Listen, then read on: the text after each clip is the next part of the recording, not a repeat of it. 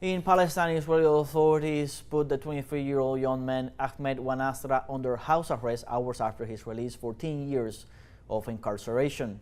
Wanastra has a serious head injury as a result of the brutal conditions to which he was subjected in prison. His lawyer reported that Manastra's 10 years of imprisonment aggravated his psychological health, which led him to be diagnosed with schizophrenia.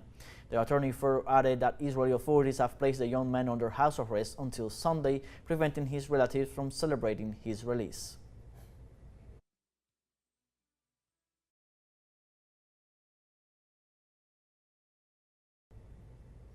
And 10 Palestinians detained from Gaza by Israeli troops were freed and returned to the territory on Thursday, saying they had suffered constant abuse while in prison. The 10 prisoners, all of them middle-aged or above, elderly men, disembarked, visibly tired from the buses in which they arrived at the hospital. One of them, with visible wounds to his head and hands, needed help to get out of the vehicle and had to be transferred directly to a wheelchair. The prisoners claimed not to know why they had been released, although they all had in common that they were elderly and suffering from illnesses.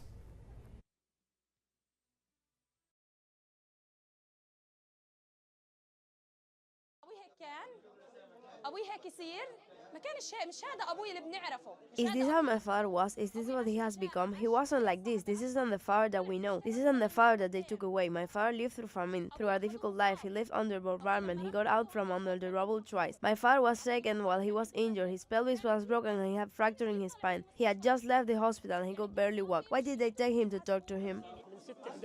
From November 6 until today, 156 days have passed since we were in agony. We were tortured and we were in pain. There was no rest or sleep for us there. We were tortured every day, and every day they oppressed and humiliated us. We thank God we came out safe. And the new wave of Israeli attacks on the Gaza Strip has killed dozens of Palestinians within the last 24 hours as the aggression intensifies. The Gaza Health Ministry announced on Thursday that 40 Palestinians have been killed and 146 others injured in the past 24 hours as a result of the ongoing Israeli airstrikes. The ministry added that the total death toll from the Israeli aggression on Gaza had risen to 50,886. The ministry issued an urgent appeal to replenish medical supplies in hospitals and primary care centers, reporting a critical and unprecedented shortage of essential medicines and medical consumables.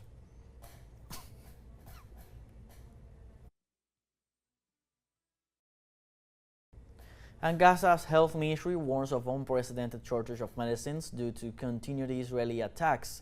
The health system in Gaza is facing a total collapse and urgently appeal for help to reinforce supplies to hospitals and primary care centers, which are facing critical shortages never seen before.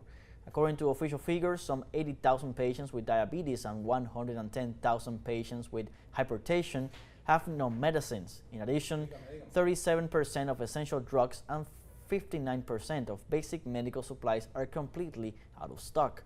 The closure of border crossings prevents the entry of medical aid, aggravating the health crisis.